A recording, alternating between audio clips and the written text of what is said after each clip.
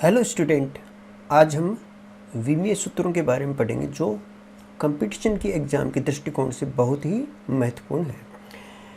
First question लेंगे, ऊष्मा, विशिष्ट ऊष्मा, गुप्त ऊष्मा के विमीय सूत्र क्या है।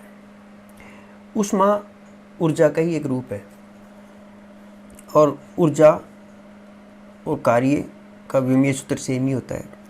तो कार्य का और ऊष्मा का ऊर्जा का विमीय सूत्र होता है m1 L2 और T-2। ये आ गया अपना ऊष्मा का विमीय सूत्र, m1 L2 और T-2। इसके बाद में विशिष्ट ऊष्मा। विशिष्ट ऊष्मा क्या होती है? किसी पदार्थ का या किसी वस्तु का जो ताप 1 डिग्री सेल्सियस बढ़ाने के लिए आवश्यक ऊष्मा। किसी इकाई द्रव्यमान की वस्तु का ताप 1 डिग्री सेल्सियस बढ़ाने के लिए आवश्यक ऊष्मा विशिष्ट ऊष्मा कहलाती है। और किसी भी वस्तु द्वारा दी गई ऊष्मा या ली गई ऊष्मा का जो सूत्र है Q = ms डेल्टा T। ये सूत्र होता है जहाँ m द्रव्यमान है, s विशिष्ट ऊष्मा है, डेल्टा T ताप में परिवर्तन है। तो S = Q/ms m delta T। तो Q का जो है विमा है, जो डायमेंशन है, वो हमने ऊपर लिख रखा है m1 L2 और T-2। और इसका नीचे m है, द्रव्यमान है, तो द्रव्यमान का जो संकेत होता है m1 और ताप का क्या होता है K1, केल्विन, मूल मात्रक है ना केल्विन। तो ताप का K हो गया। तो ये कितना है अपने पास? m तो 0 हो गया, m 0 1 है तो 0 हो गया। उसके बाद में L2 T-2 और K-1। ये आ गया इसका अपना विमीय सूत्र विशिष्ट ऊष्मा का, m0 L2 T-2 और K-1। इसके बाद में गुप्त ऊष्मा। गुप्त ऊष्मा क्या होती है? किसी भी इकाई पदार्थ के अवस्था परिवर्तन के लिए, इकाई द्रव्यमान का जो पदार्थ है उसके अवस्था परिवर्तन के लिए आवश्यक ऊष्मा। जैसे हमारे को 1 ग्राम बर्फ को पिघलाना है तो उसके लिए कितनी ऊष्मा की आवश्यकता होगी, उसी को हम उसकी जो बर्फ की गुप्त ऊष्मा कहेंगे या गलन की गुप्त ऊष्मा कहेंगे। तो इसमें गुप्त ऊष्मा जो होगी बर्फ की या किसी पदार्थ की Q = ml। ये किसी पदार्थ को पिघलाने या अवस्था परिवर्तन के लिए आवश्यक ऊष्मा होती है Q = ml। L क्या है? गुप्त ऊष्मा है, जो 2 प्रकार की होती है, गलन की गुप्त ऊष्मा और वाष्पन की गुप्त ऊष्मा। गलन में तो ठोस से द्रव में बदलने के लिए ऊष्मा होती है और वाष्पन में द्रव से वाष्प में या गैस में बदलने के लिए आवश्यक ऊष्मा होती है। तो Q = ml। तो इसमें L = कितना जाएगा? Q/m। Q की विमा जो है m1 L2 और T-2 है और इसकी m1 हुई द्रव्यमान की, द्रव्यमान की m1 है। तो m0 L2 और T-2। यह हो गया अपना इसका गुप्त ऊष्मा का विमीय सूत्र। इसके बाद में हमारा नेक्स्ट क्वेश्चन है, गैस नियतांक। गैस नियतांक, रिडबर्ग नियतांक बोल्ट्जमैन नियतांक, स्टीफन नियतांक का विमीय सूत्र क्या है। तो गैस नियतांक हम गैस समीकरण से ही निकालेंगे। तो गैस समीकरण PV बराबर RT होता है, परंतु यहाँ पर हमारे को N भी लगाना पड़ेगा। N क्या है, मोलों की संख्या, number of moles. P pressure यानी दाब, V आयतन, N मोलों की संख्या, R गैस नियतांक और T परम ताप है ना, यानी एब्सोल्यूट टेम्परेचर है। तो हमें तो R का चाहिए विमा, तो R इक्वल टू कितना आएगा, R equal to PV upon N और T। R equal to P upon NT। तो PV तो जूल होता है, ये तो वर्क है। P इंटू दाब इंटू आयतन क्या होता है, वर्क ही होता है ये। तो इसका मात्रक भी निकाल लें अपन। इसका मात्रक क्या हो जाएगा, जूल। इसका मात्रक है जूल प्रति मोल और केल्विन। R का मात्रक है जूल प्रति मोल केल्विन। इसको विमीय संकेत रख देते हैं अपन। इसकी विमीय संकेत रखेंगे तो क्या आएगा,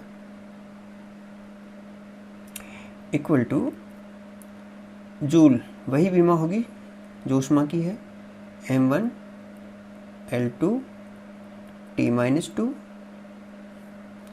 और मोल की MOL ही होती है,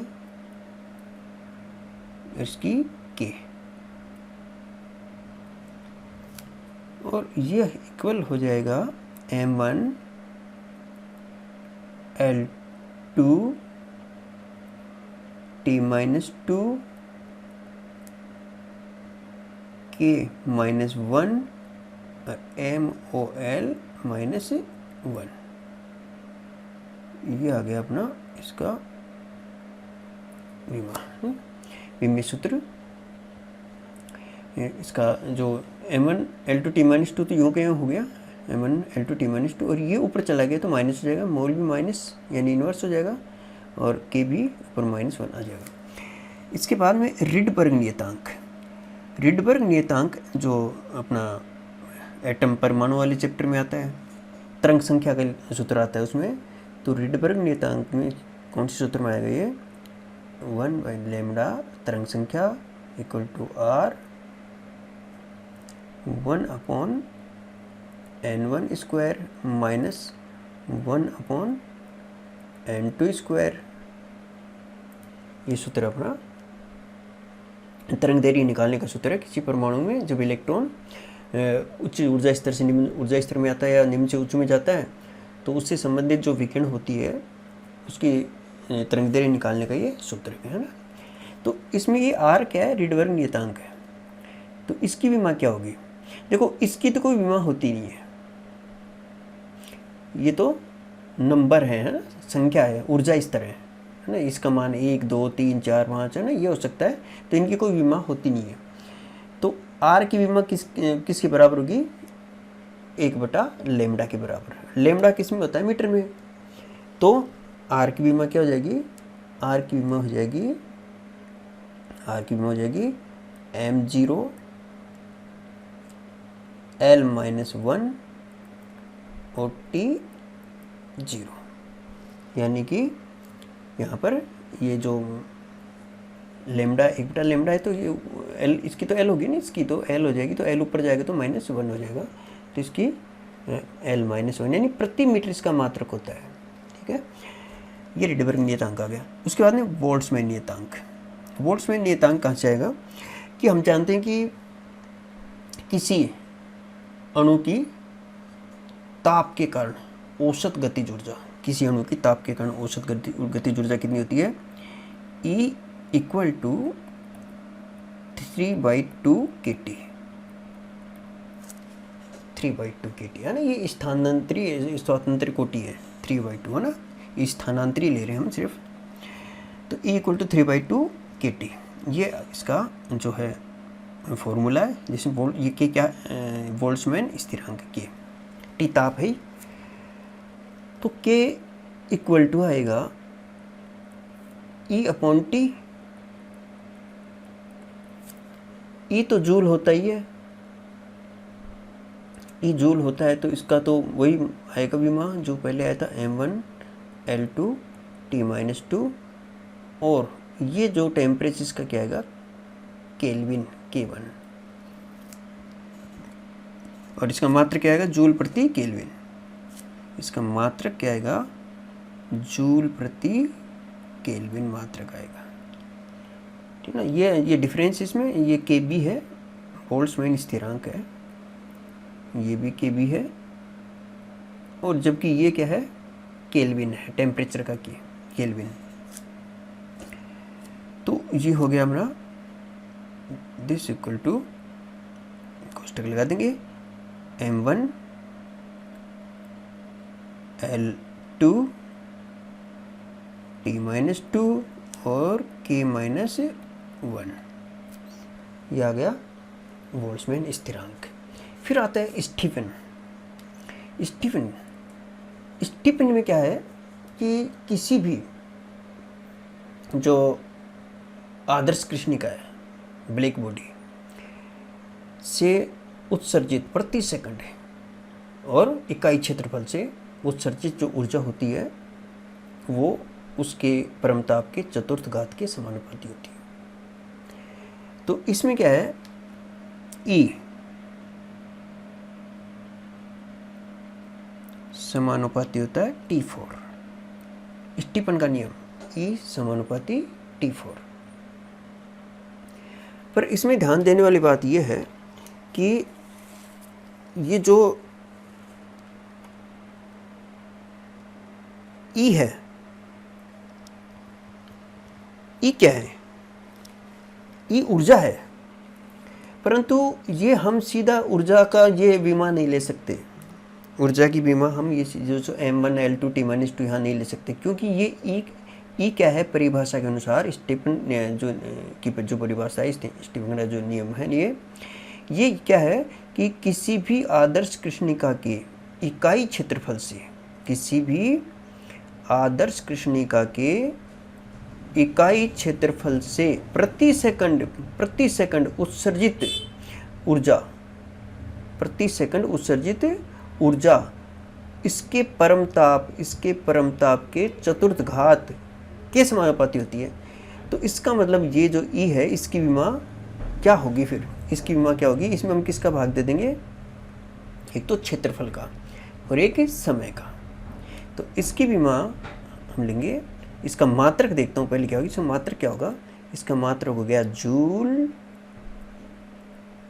इसका मात्रक हो गया जूल प्रति मीटर स्क्वायर और इनटू सेकंड। ई का मात्रक यहाँ क्या होगा जूल प्रति मीटर स्क्वायर और इनटू सेकंड, है ना। इकाई क्षेत्रफल से प्रति सेकंड उत्सर्जित ऊर्जा, है ना, ई है ये। और यहाँ स्टीफन नियतांक लगा देंगे, समानुपाती हटा करके सिग्मा, और ये लगा दी हमने T4, ये स्टीफन नियतांक कहलाता है सिग्मा। और T का तो मात्रक केल्विन होता ही है, तो ये सिग्मा इक्वल टू क्या आएगा, फिर सिग्मा इक्वल टू आ गया जूल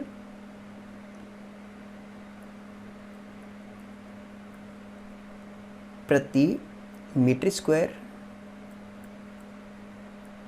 सेकंड और K4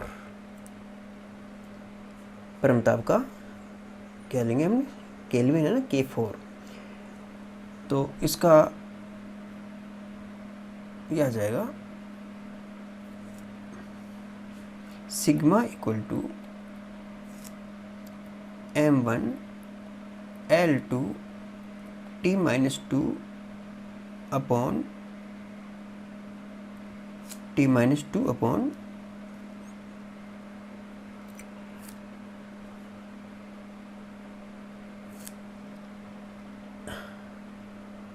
m2, ये मीटर स्क्वायर है, मीटर स्क्वायर यानी क्षेत्रफल है ये, तो इसको हम L2 बनाएंगे, सेकंड को T1 और इसको क्या आएगा K4, ये K4 ही रहेगा, K4,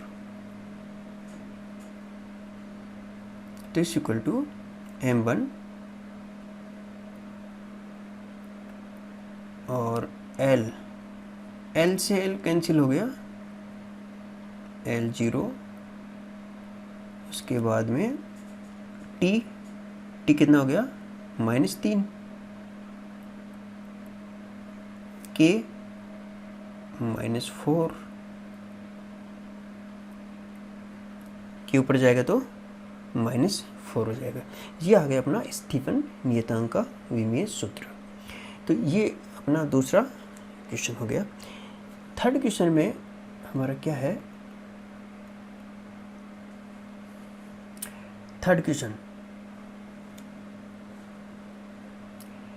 एक सार्वत्रिक गुरुत्वीय नियतांक, श्यानता गुणांक, ऊष्मा चालकता गुणांक और वान डेर वाल नियतांक, हमारे को इसकी विमा निकालनी है। तो इसमें सबसे पहले हम लेंगे इसमें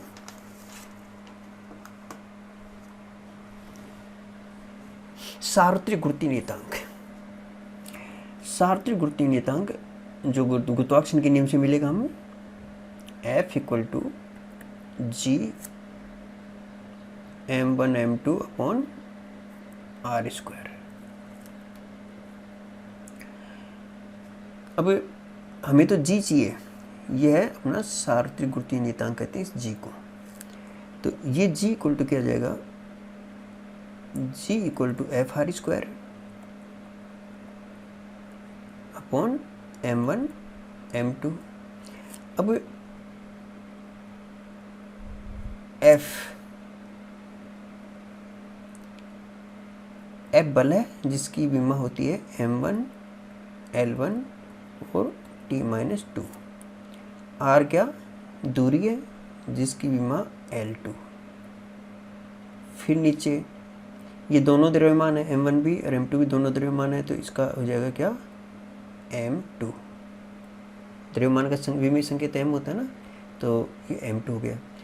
तो अब इसमें हम इसको ऊपर ट्रांसफर करेंगे तो कितना हो जाएगा, ये दिस इक्वल टू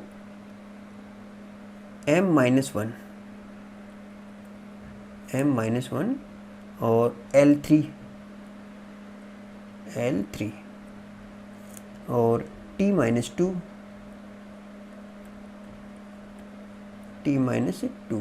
ये आएगा इसका अपना विमीय सूत्र। M1, ये M1 ऊपर चला जाएगा तो ये M का -1 हो जाएगा और TL3 हो गया और T-2 हो जाएगा। उसके बाद में अगला है अपना श्यानता गुणांक। श्यानता गुणांक हम ले सकते हैं स्टोक सूत्र से। श्यानता गुणांक लेंगे स्टोक सूत्र से।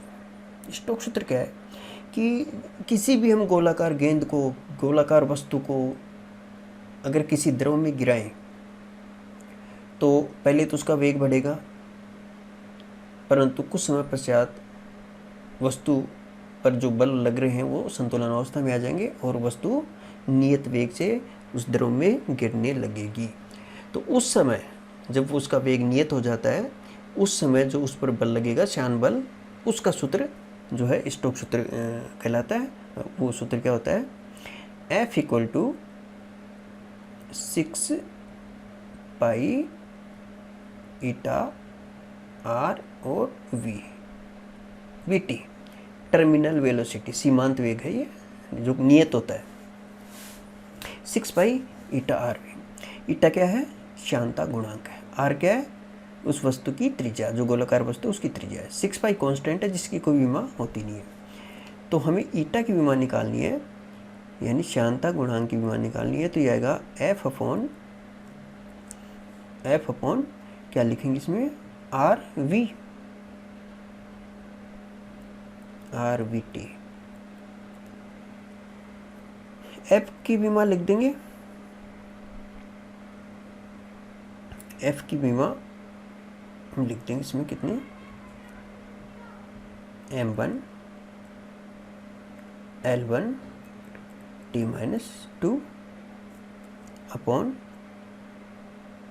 T-2 अपॉन R की L1 और v की L1 t माइनस 1, वे की विमा L1 t माइनस 1, r त्रिज्या होती है जो लंबाई होती है, तो इसकी L1 होगी। तो ये आ जाएगा, ये बराबर कोष्टक M1 L देखें, इसमें ऊपर एक है नीचे दो है, तो ये ऊपर जाए, नीचे वाला ऊपर जाएगा तो इसका जाएगा माइनस हो जाएगा L माइनस 1। फिर उसके बाद में T नीचे एक है ऊपर, ये T माइनस 1 हो जाएगा, T माइनस 1। ये आगे अपनी शांता गुणांक की विमा, ये काफ़ी बहुत एग्जाम में पूछी गई है शांता गुणांक भी, और ये सार्वत्रिक गुरुत्वीय नियतांक भी। ये सारी जो विमा है काफ़ी इंपॉर्टेंट है, बहुत ही ज़्यादा इंपॉर्टेंट है। इसके बाद में हम लेंगे ऊष्मा चालकता गुणांक। ऊष्मा चालकता गुणांक, इसमें जो है कोई भी छड़ है, और इस छड़ के एक सिरे का ताप T1 है और दूसरे सिरे का ताप T2 है। T1 ज़्यादा है और T2 कम है, तो इसमें ऊष्मा का संचरण होगा किधर से, T1 से T2 की तरफ, गर्म सिरे से ठंडे सिरे की तरफ ऊष्मा का संचरण होगा। और जो ऊष्मा का संचरण है, संचरण की जो दर है, ऊष्मा संचरण की जो दर है वो क्या होती है, dq बाई dt।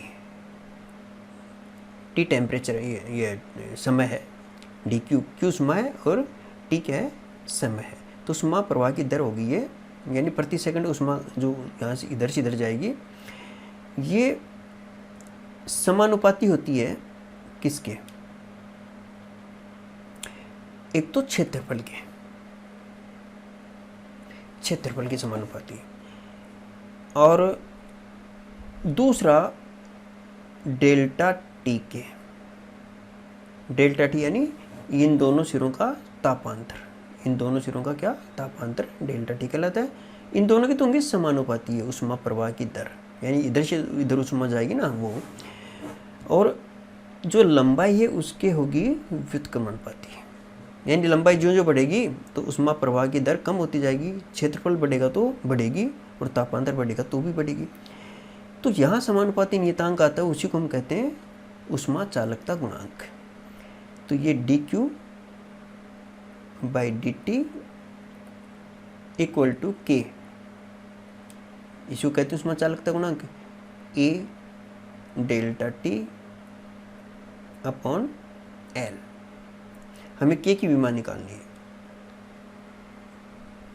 तो k की विमा निकालने के लिए हम क्या करेंगे, k इक्वल टू, अच्छा पहले इसकी विमा लिख लेते हैं। इसकी विमा क्या होगी, इसमें हम समय का भाग देंगे, डेल्टा क्यू तो पता है, ऊष्मा की विमा तो हमें पता ही है, ऊष्मा की विमा होती है m1 L2 और T-2 और डिवाइड बाई कितना T, ये T1 आ जाएगा, ये तो आगे इसकी, और इक्वल टू k, एक L स्क्वायर होता है क्षेत्रफल है, तो L स्क्वायर विमा होगी इसकी, और डेल्टा टी की कितनी होगी, ताप है ये, तो ये केल्विन हो गया। और फिर हम नीचे लेंगे, ये k और ये k अलग है, ये केल्विन है और ये चालकता नियतांक। हम यहाँ पर डेल्टा थीटा भी ले सकते हैं, अगर आपको कन्फ्यूजन हो रहा है इसमें तो यहाँ डेल्टा थीटा भी ले सकते हैं यहाँ पर, ठीक है ना। तो ये आ गया L, नीचे L लिख देंगे। अब इसमें ये एक L कट गया और ये K जो है नीचे आ जाएगा केल्विन वाला, तो फिर K की विमा क्या हो जाएगी, K की विमा हो जाएगी m1 L2। अब L2 और इधर L है, ये वाला L, ये L और इधर L2 है, तो एक L कम हो गया, m1 L1 और टी कितना आएगा, ये ऊपर जाएगा तो माइनस हो जाएगा, तो टी -3 और के क्या कहते हैं इसमें -1, के -1 हो जाएगा। ये आ गई अपनी इसकी विमा m1 l1 t -3 और k -1। इसके बाद में अगला हम लेंगे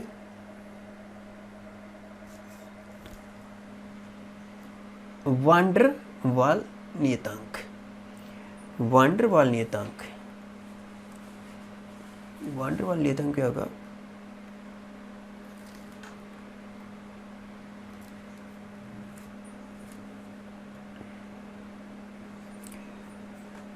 वांडर वाल नियतांक। अब वांडर वाल नियतांक का जो सूत्र है, पहले तो वांडर वाल ने किया क्या था ना, वांडर वाल ने वास्तविक गैसों का समीकरण दिया था, और जो आदर्श गैस का समीकरण तो हम जानते हैं PV = nRT होता है, 1 मोल के लिए PV = RT होता है। तो वांडर वाल ने क्या किया था, दाब में और इसमें संशोधन किया था, ठीक है ना। ये जैसे आदर्श गैस समीकरण होता है PV = RT 1 मोल के लिए, वांडर वाल ने क्या किया, दाब में संशोधन कर दिया और आयतन में संशोधन कर दिया, जिसको आगे हम विस्तार से पढ़ेंगे जब ये थ्योरी की आएगी क्लासेस में। तो P + A/V², दाब में क्या संशोधन किया, दाब में संशोधन किया P + A/V²,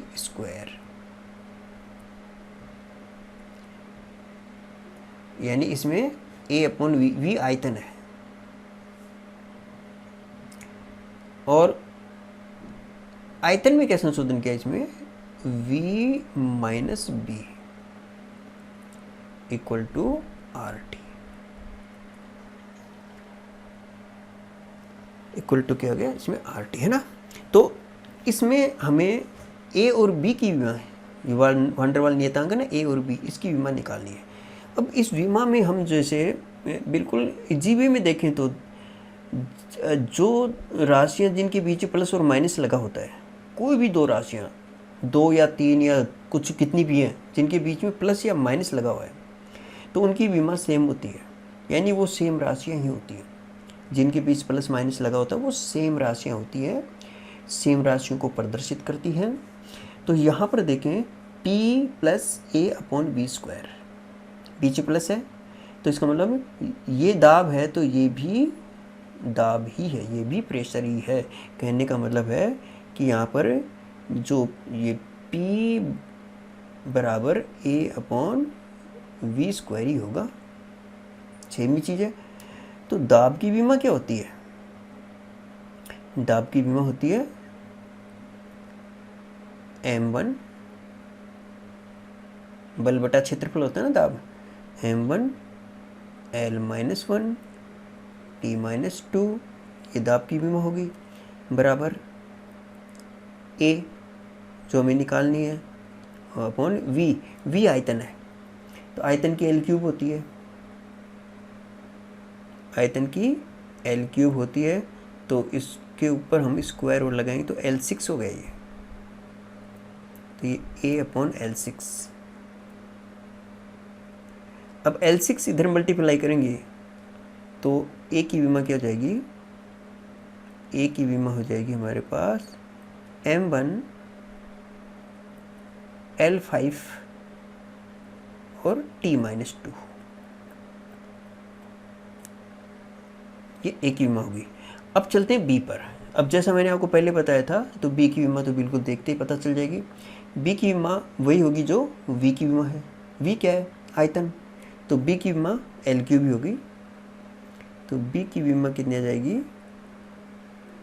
B का विमीय सूत्र m0 L³ और T0, ये अपना इसका विमीय सूत्र आ गया। इसके बाद में हम अगले वीडियो में करेंगे प्रतिरोध, धारिता, प्रेरकत्व, ε0, μ0, चुंबकीय फ्लक्स, चुंबकन तीव्रता, चुंबकीय प्रवृत्ति, इनकी विमा अगले में निकालेंगे। तो ये सारे जो विमाएँ हैं ये काफ़ी इम्पोर्टेंट हैं, तो आप इस वीडियो को पूरा देखें और समझें। तो आज के लिए इतना काफ़ी है। धन्यवाद।